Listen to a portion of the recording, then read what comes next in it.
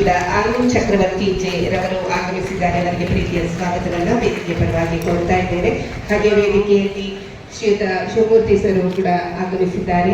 AC ಅವರವರನ್ನು ಪ್ರೀತಿಯಿಂದ ತಮ್ಮೆಲ್ಲರ ಚಪ್ಪಾಳೆಯೊಂದಿಗೆ ವೇದಿಕೆಗೆ ಸ್ವಾಗತಿಸ್ತಾ ಇದ್ದೇವೆ. ಒಬ್ಬ ವ್ಯಕ್ತಿಗೆ ಒಂದು ನಾಗರಿಕ ಹಕ್ಕುಗಳ ಒಂದು ನಿರಾಕರಣೆ ಅಂದ್ರೆ ಅದು ಸಹ ಒಂದು ಅಪರಾಧ ಅಂತ ಹೇಳಿ ನಮ್ಮ ದೇಶದಲ್ಲಿ 1955ನೇ ಇಸ್ವಿಯಲ್ಲೇ ಅನ್ಟಚಬಿಲಿಟಿ ಆಕ್ಟ್ ಅಂತ ಒಂದು ಕಾಯ್ದೆ ಬಂತು. ಅನ್ಟಚಬಿಲಿಟಿ ಆಕ್ಟ್, ಅಸ್ಪೃಶ್ಯ ಕಾಯ್ದೆ. ಆ ಕಾಯ್ದೆ ಪ್ರಕಾರ ಯಾರೇ ಒಬ್ಬ ವ್ಯಕ್ತಿ ಒಬ್ಬ ನಾಗರಿಕ ಮತ್ತೊಬ್ಬ ನಾಗರಿಕರಿಗೆ ಆತನಿಗೆ ಸ್ವಾಭಾವಿಕವಾಗಿ ಬರುವಂತಹ ಹಕ್ಕುಗಳನ್ನ ಯಾವುದೇ ಒಂದು ಕಾರಣದಲ್ಲೂ ಅಥವಾ ಯಾವುದೋ ಒಂದು ಕಾರಣಕ್ಕೆ ಅದು ಅವನಿಗೆ ದೊರಕಿರುವಂತ ರೀತಿಯಲ್ಲಿ ಮಾಡಿದ್ರೆ ಅದೊಂದು ಅಪರಾಧ ಅಂತ ಹೇಳಿ ಆ ಒಂದು ಕಾಯ್ದೆ ಹೇಳುತ್ತೆ. 1955 ಇಸ್ವಿಯಲ್ಲಿ ಬಂದಂತಹ ಕಾಯ್ದೆ ಎಷ್ಟು 16 ವರ್ಷ ಆದ್ಮೇಲೆ ಸಹಿತ ಅದು ಆ ಕಾಯ್ದೆ ಪರಿಣಾಮಕಾರಿ ಕೆಲಸ ಮಾಡಲಿಲ್ವೋ ಅಥವಾ ಜನರಲ್ಲಿ ಆ ಕಾಯ್ದೆ ಬಗ್ಗೆ ಒಂದು ಅವೇರ್ನೆಸ್ ಬಂದಿಲ್ವೋ ಹಲವಾರು ಕಾರಣದಿಂದ ಪ್ರತಿ ರಾಜ್ಯದಲ್ಲೂ ಇಡೀ ದೇಶದಲ್ಲೂ ಪರಿಶಿಷ್ಟ ಜನಾಂಗ ಮತ್ತು ಪರಿಶಿಷ್ಟ ವರ್ಗದ ಮೇಲೆ ಆಗತಕ್ಕಂತಹ ಒಂದು ಅತ್ಯಾಚಾರ ಇರ್ಬೋದು ಅಥವಾ ದೌರ್ಜನ್ಯ ಇರ್ಬೋದು ಅದನ್ನ ಗಣನೆ ತಗೊಂಡು 1989 ಇಸ್ವಿನಲ್ಲಿ prevention of atrocity on schedule caste and schedule tribe act, ಹೀಗೆ ನಾವು ಅಟ್ರಾಸಿಟಿ ಆಕ್ಟ್ ಅಂತ ನಾವು ಸಾಧಾರಣವಾಗಿ ಹೇಳ್ತೀವಿ, ಅದರ full form is prevention of atrocity act. ಆ ಒಂದು ಕಾಯ್ದೆನ ಜಾರಿ ತಂತು ನಮ್ಮ ಸರ್ಕಾರ, ಭಾರತ ಸರ್ಕಾರ. ಅದು ಒಂದು ಕೇಂದ್ರ ಕಾಯ್ದೆ, ಸೆಂಟ್ರಲ್ ಆಕ್ಟ್.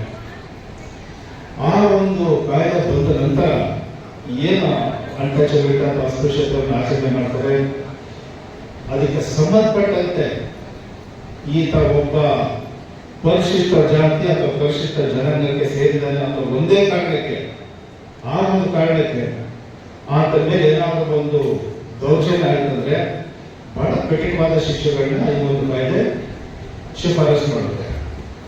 ಅಷ್ಟಾದರೂ ಸಹಿತ ಈ ಒಂದು ಕಾಯ್ದೆ ಇಡೀ ದೇಶದಾಗ್ಬೋದು ಅಥವಾ ನಮ್ಮ ಕರ್ನಾಟಕ ರಾಜ್ಯದಾಗ್ಬೋದು ಯಾವ ಮಟ್ಟಕ್ಕೆ ಎಷ್ಟು ಪರಿಣಾಮಕಾರಿ ಆ ಒಂದು ಕೆಲಸ ಮಾಡಬೇಕಾಗಿತ್ತು ಅದು ಆಗಲಿಲ್ಲ. ಉದಾಹರಣೆಗೆ ಕಳೆದ ವರ್ಷ ಅಥವಾ 1-2 ವರ್ಷದ ಹಿಂದೆ ನಮ್ಮ ಸನ್ಮಾನ್ಯ ಮುಖ್ಯಮಂತ್ರಿಯವರು ಬಹಳ ಉನ್ನತ ಮಟ್ಟದ ಒಂದು ವಿಜಿಲೆನ್ಸ್ ಕಮಿಟಿ ಮೀಟಿಂಗ್ ಮಾಡಿದಾಗ ಈ ಒಂದು ಪರ್ಟಿಕ್ಯುಲರ್ಸ್ ಅಂತ ಈ ಕಾಯ್ದೆ ಯಾವ ರೀತಿ ಪರಿಣಾಮಕಾರಿ ಕೆಲಸ ಮಾಡ್ತದೆ ಅಂತ ಅದ್ರ ಬಗ್ಗೆ ಪ್ರಸ್ತಾಪ ಮಾಡ್ತಾ ನಮ್ಮ ಕನ್ವಿಕ್ಷನ್ ರೇಟ್ ಬಗ್ಗೆ ಸನ್ಮಾನ್ಯ ಮುಖ್ಯಮಂತ್ರಿಯವರು ಒಂದು ಪ್ರಸ್ತಾಪ ಮಾಡಿದ್ರು.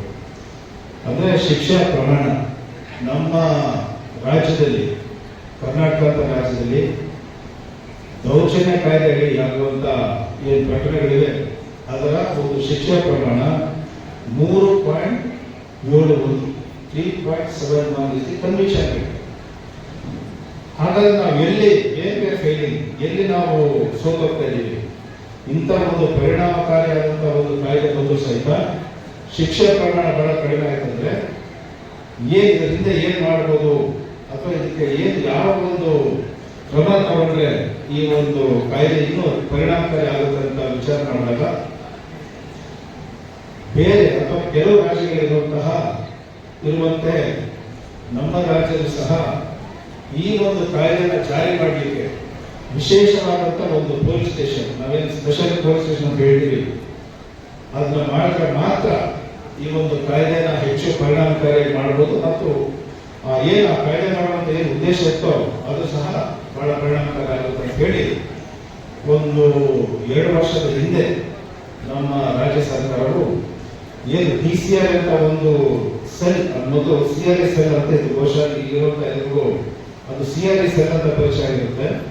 1992 ಇಸ್ವಿಯಲ್ಲಿ ಆ CRA ಸೆಲ್ ಈಗ DCR ಆಗಿದೆ, ಒಂದು ನಿರ್ದೇಶನ ಆಗಿದೆ.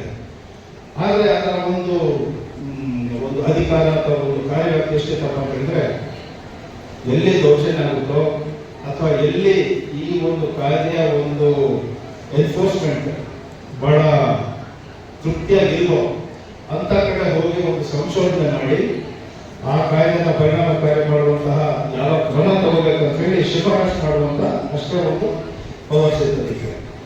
ಆದ್ರೆ ಇವತ್ತಿನ ದಿವಸ ಹೇಗೆ ಒಂದು ಅಥವಾ ಮಂಡ್ಯದಲ್ಲಿ ಹೇಗೆ ಒಂದು ಪೊಲೀಸ್ ಠಾಣೆ ಸಾಧಾರಣವಾಗಿ ನಾವೇ ಲಾ ಅಂಡ್ ಆರ್ಡರ್ ಪೊಲೀಸ್ ಅಂತ ಹೇಳ್ತೀವಿ, ಆ ಒಂದು ಪೊಲೀಸ್ ಠಾಣೆ ಯಾವ ರೀತಿ ಕೆಲಸ ಮಾಡುತ್ತೋ, ಎಷ್ಟು ಅಧಿಕಾರ ಇದೆಯೋ, ಎಷ್ಟು ಪವರ್ಸ್ ಇದೆಯೋ, ಎಷ್ಟು ಜವಾಬ್ದಾರಿ ಇದೆಯೋ, ಅಷ್ಟೇ ಜವಾಬ್ದಾರಿ ಮತ್ತು ಒಂದು ಅಧಿಕಾರ ಈ ಕಾಯ್ದೆನ ಜಾರಿ ಮಾಡುವಂತಹ ವಿಷಯದಲ್ಲಿ ವಿಶೇಷವಾಗಿ ಸೃಷ್ಟಿ ಮಾಡಿದಂತಹ ಪ್ರತಿ ಜಿಲ್ಲೆಗೆ ಬಂದಿರಂತೆ ನಮ್ಮ ಇಡೀ ರಾಜ್ಯದಲ್ಲಿ 33 ಪೊಲೀಸ್ ಸ್ಟೇಷನ್ ಪ್ರತ್ಯೇಕವಾಗಿ ಪರಿಶಿಷ್ಟ ಜಾತಿ ಮತ್ತು ಪರಿಶಿಷ್ಟ ವರ್ಗದವರ ಕಲ್ಯಾಣಕ್ಕಾಗಿ ಮತ್ತು ಆ ಒಂದು ಕಾಯ್ದೆನ ಪರಿಣಾಮಕಾರಿಯಾಗಿ ಜಾರಿಯಾಗುವಂತಹ ಒಂದು ನಿಟ್ಟಿನಲ್ಲಿ ಸ್ನೇಹಿತರೆ ಒಂದು ದಿವಸ ಪ್ರತಿ ಜಿಲ್ಲೆಯಲ್ಲಿ ಆ ಒಂದು ಡಿಸಿಆರ್ ವಿಶೇಷ ಪೊಲೀಸ್ ಸ್ಟೇಷನ್ ಇದೆ.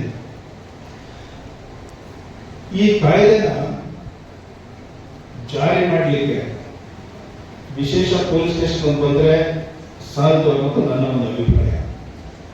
ಆಫ್ಟರ್ ಏನಿದೆ ಆ ವಿಶೇಷ ಪೊಲೀಸ್ ಸ್ಟೇಷನ್ ಮಾಡಲು ಸಹಿತ ಆ ವಿಶೇಷ ಪೊಲೀಸ್ ಠಾಣೆ ಅಥವಾ ಡಿಸಿಆರ್ ಪೊಲೀಸ್ ಠಾಣೆಯಲ್ಲಿ ಕೆಲಸ ಮಾಡುವಂತಹ ಅಧಿಕಾರಿ ಮತ್ತು ಸಿಬ್ಬಂದಿಗಳು ನಮ್ಮ ಇತರ ಪೊಲೀಸ್ ಸ್ಟೇಷನ್ ಏನು ಕೆಲಸ ಮಾಡ್ತಾರೋ ಅವರೇ ಇಲ್ಲಬಹುದು ಸಹ ಕೆಲಸ ಅಥವಾ ಕಾರ್ಯನಿರ್ವಹಿಸುವಂತ ಒಂದು ಪರಿಸ್ಥಿತಿ. ಆದರೆ ಇದರ ಬಗ್ಗೆ ಅರಿವು, ಇದರ ಬಗ್ಗೆ ಮತ್ತಷ್ಟು ಎಕ್ಸ್ಪೋಜರ್, ಈ ರೀತಿಯಾದಂತಹ ಒಂದು ಸೌಲಭ್ಯ ಇದೆ, ಈ ರೀತಿಯಾದಂತಹ ಒಂದು ಅನುಕೂಲ ಇದೆ ಅಂತ ಹೇಳಿ ನಮ್ಮ ಜಿಲ್ಲಾಡಳಿತವು ಡಿಸಿ ಇರ್ಬೋದು, ಎಸ್ ಪಿ ಇರ್ಬೋದು, ಸಿ ಇರ್ಬೋದು, ಈ ರೀತಿ ಯಾವ ರೀತಿ ಒಂದು ವಿಚಾರಗೋಷ್ಠಿ ಇರ್ಬೋದು ಅಥವಾ ಈ ರೀತಿ ಸಮ್ಮೇಳನ ಮಾಡಿದ್ರು, ಪ್ರತಿ ತಾಲೂಕಲ್ಲೂ ಸಹ ಆ ರೀತಿಯಾದಂತಹ ಒಂದು ಸಮ್ಮೇಳನ ಮಾಡಿ ಈ ಒಂದು ಡಿಸಿಆರ್ ಪೊಲೀಸ್ ಸ್ಟೇಷನ್ಸ್ ಹೆಚ್ಚು ಪರಿಣಾಮಕಾರಿಯಾಗಿ ಮತ್ತು ಪ್ರತಿ ಹಳ್ಳಿನಲ್ಲೂ ಎಲ್ಲಿ ದೌರ್ಜನ್ಯ ನಡೆಯುವಂತಹ ಒಂದು ಸಂಭಾವನೆ ಇದೆಯೋ ಅಲ್ಲಿ ಆ ಒಂದು ಅರಿವು ಮೂಡಿಸುವ ಕಾರ್ಯಕ್ರಮ ಮಾಡಬೇಕು ಅಂತ ಹೇಳಿ ನಾನು ವಿನಂತಿ ಮಾಡ್ತೇನೆ.